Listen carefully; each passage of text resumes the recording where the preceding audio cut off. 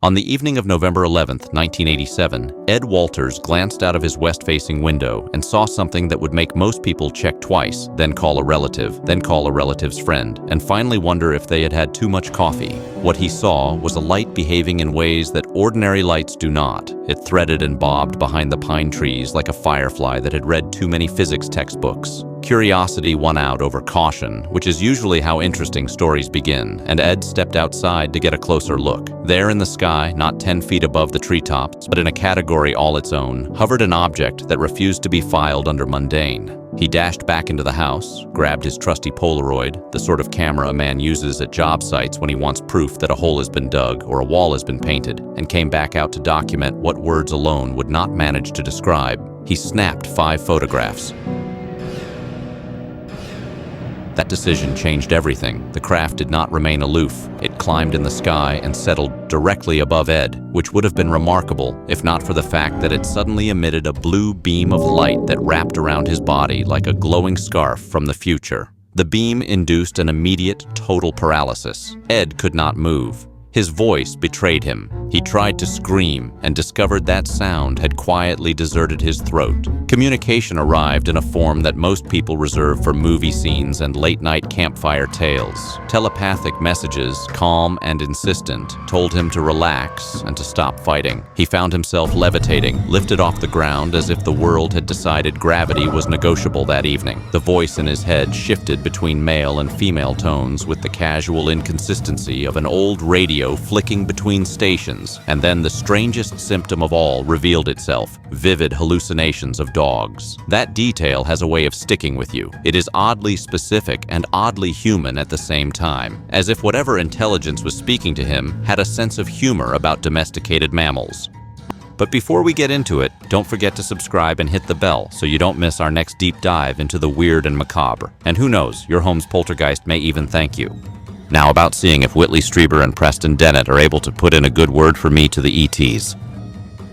When the blue light faded, Ed collapsed back down to earth like someone who had briefly been in the wrong elevator. There were no witnesses at his home to vouch for his experience, which is a frustrating predicament for storytellers and reporters alike, but he at least had tangible evidence in the form of 5 Polaroids. The photos were as stubbornly silent as any photograph, but they were there. For a moment, Ed considered anonymously sending the images to the Gulf Breeze Sentinel, a local paper that had a reputation for being willing to look at oddities. He and his wife discussed the possibility and decided to hold off. The pictures remained tucked away, part proof and part secret, until a week later when an inexplicable nudge made him change his mind. On November 17th, he sent the photos to the Sentinel under the alias Mr. X. If cornered, he planned to say he was just a friend of Mr. X. On November 19th, the Sentinel published the story, Polaroids and all, and asked readers to come forward if they had any related sightings. Newspapers are curious things. They spread stories like peanut butter on toast. The story is unsurprising and did not stop at a single publication. 2 days after the Sentinel ran the photos, Ed reported a new development, a humming in his ear accompanied by a voice that, this time around, chose an unusual dialect. It spoke in what Ed described as an African language, a detail that rendered the encounter even more baffling. Compelled to investigate, he stepped outside, and there it was again. The craft returned. The telepathic voice toggled between reassurance and commands, even resorting to Spanish at one point to warn him that photography was forbidden. Those prohibitions did not deter Ed. He photographed the vessel again. He also claimed to hear a female voice discussing mundane logistics like tests and safety, almost like a technician explaining quality control. Ed, who had apparently not subscribed to passive compliance, loudly challenged the craft on the morality of abducting people. That is a reaction many of us can admire. We like when someone stands up, especially when the opposition is extraterrestrial. Public interest climbed another rung on November 25th, when 5 independent witnesses reported seeing an object in the sky that matched Ed's description. These were people unrelated to him, which adds a rare kind of corroboration to the tale. One of the sightings was logged as taking place 1 hour after Ed's levitation, which meant that whatever unfolded that night did not belong to him alone. Another witness said they had seen the craft on the very same night Ed first reported it, giving the story a breath of shared mystery. In the quiet of an East Bay sunset, Charlie Summerby and his wife, Doris, watched a circular object glide by. They described it as bluish-gray with glowing portholes, moving with a silence that felt unnatural. Charlie Summerby and his wife, Doris, saw this object last November. Charlie, if you could tell us what you saw. Well, it was right after sunset over East Bay. We saw this circular object. It was bluish-gray in color and with light shining out through portholes. And the really amazing thing was, there was no sound. The craft came close enough on the morning of November 11th, it drifted at treetop level within 400 feet of Charlie, while 2 military jets trailed it by a couple of miles. The object angled up, hovered briefly as if sizing up the pursuit, and then blasted vertically with a velocity that made the pursuing jets look dawdling. The picture emerging was not of a lone man experiencing sleepwalking illusions, but of a series of events seen by multiple people in regular neighborhoods, under regular skies. By December 2nd, the episodes took a darker and stranger route. Ed heard telepathic Spanish words about a baby being given bananas and about secrecy, a conversation that stitched together the ordinary and the peculiar like someone making a patchwork quilt. A UFO appeared at a distance and then, with impossible speed, repositioned itself right in front of him. That time, Ed went out armed with a camera in one hand and a shotgun in the other. Brave or reckless, it is hard to pass judgment at that point. He raised both hands, and the craft chose discretion over confrontation and withdrew, allowing him to take another photograph.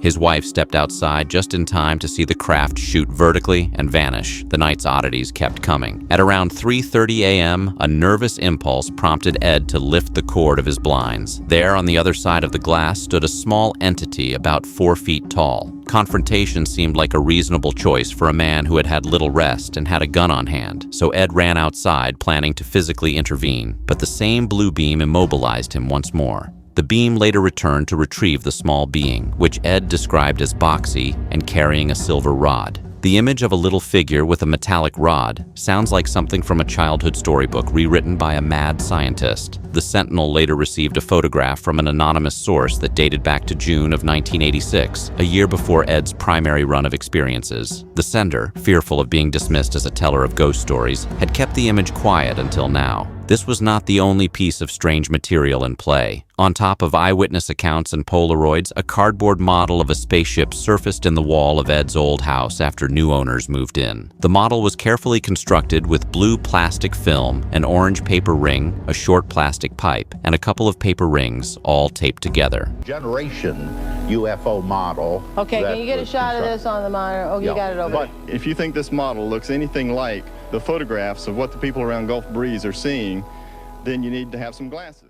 Drafting paper windows covered 2/3 of its circumference. Scribbled measurements on the back happened to match the dimensions of a nearby house on Jamestown Drive, and the handwriting bore an odd resemblance to Walters' own script. For skeptics, this artifact is a red flag. For believers, it is a breadcrumb. For everyone else, it is an invitation to ask more questions than the average game of 20 questions usually produces. The Mutual UFO Network, better known as MUFON, took an interest in the Gulf Breeze events and launched an official inquiry on December 4th, 1987, which effectively moved the incident from local gossip into the sphere of organized investigation. Daylight events have UFO researchers scrambling for an explanation.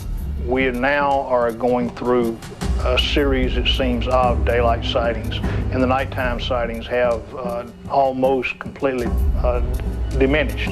90% of all reported or recorded UFO sightings occur at night. Only 10% are seen during daytime hours and are rarely captured on tape or film. Along with the increase in daylight sightings has been an increase in the number of eyewitness reports. The next day, Ed reported another face-to-face exchange with a craft that delivered a message in plain English, albeit unsettling. Do not resist. Stay where you are. You are in grave danger. We will not harm you. Zias, we have come for you. The odd capitalization and the finality of the word Zias made the message feel scripted, but the underlying emotional tone was clear. The craft was not offering small talk. Ed took another photo just before the craft fled. As December progressed, more witnesses came forward and more photos surfaced. One night, December 17th, Ed awoke to 3 dark figures in his room.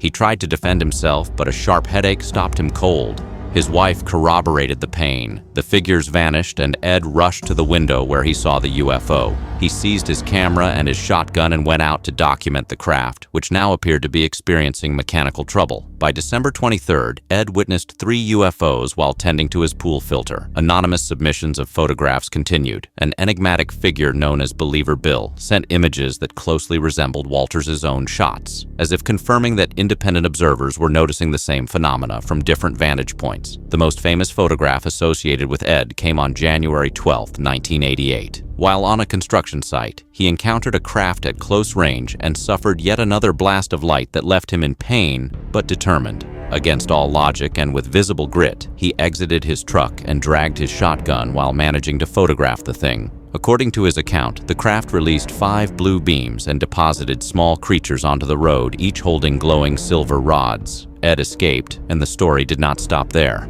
The intensity of his encounters caused MUFON to station investigators near his home. For a week, 2 MUFON representatives, including Bob Reed, camped out in shifts, watching the skies with little to show for it beyond one airplane. To chase answers, Ed teamed with Dwayne Cook, the Sentinel's publisher, to track the craft. And I said, "You're not going to believe what we're getting ready to run in this week's paper." Showed them the pictures, and they looked at them and said, "That's what we saw." So at that point, I more or less lost my fear of going with it because, you know, if your own folks see it, if you can't trust them, who can you trust? As it turns out, at least a dozen other people saw the same thing that night, including Art Huffman. It was not a private matter anymore. Local media, private investigators, and fringe enthusiasts had entered the narrative, making the Gulf Breeze events an odd mix of personal trauma and public spectacle. Ed's encounters, however, cannot be divorced from earlier experiences that paint a broader picture of his life. At age 17, he awoke to find an alien face hovering above him. He called his brother Bert, who suggested a more terrestrial explanation, perhaps the cat. Wet footprints leading from outside the room complicated that rationalization, though. Multiple tracks suggested comings and goings, and Ed's clothes were damp despite no apparent reason for them to be so. At 25, a light darted past his car and then encircled it, after which several hours of time vanished from his memory. At 33, he collided with a metallic object while canoeing. Things bubbled up from the water and he found himself miles down the shore with no memory of the interim. All of these incidents fit together like mismatched tiles in an oddly colored mosaic. On May 1st of an unremarked year, Ed went to Soundside Beach to confront the unknown. He heard a strange sound, took 2 photos with an SRS camera rig, noted a foul smell and black particles under his fingernails, and found bruises on his face while realizing an hour and 15 minutes were missing from his memory. He kept the black particles for analysis, evidence of his intention to treat the happenings scientifically. Skeptics will point out inconsistencies. Cardboard models and handwriting similarities suggest hoax potential. Polaroids are charmingly unreliable in a court of law. Memories that contain gaps and strange time losses invite psychological explanations, from sleep paralysis to misremembered dreams. The human mind is a storyteller by design, inclined to sew disparate events into narratives that satisfy our love of cause and meaning. Yet the Gulf Breeze saga resists being neatly categorized. Multiple witnesses, police reports, newspaper publication, and third-party investigations complicate the hoax hypothesis, while the details odd enough to seem fabricated often read instead like messy reality. A craft that glides silently with luminous portholes, a beam that immobilizes and levitates, telepathic voices switching genders, Mandarin moments in Spanish and African dialects, and small boxy beings with rods are not tidy details. They are messy and precise at the same time, like someone attempting to describe a dream immediately after waking. Universe, and this house featured very prominently in that center. Sitting in his office, which was over there, he happened to notice out in the sky in this direction. Glowing object coming along. He took his first picture and the object had not quite cleared the tree. The left-hand side of the object was blocked by some of the branches of the tree. And then he took 4 more pictures that was in the clear, and this telephone transformer, this power transformer, lights there, that all shows up in the picture. What do you think about the Gulf Breeze encounters involving Ed Walters? Let me know down in the comments, and be sure to subscribe to our channel.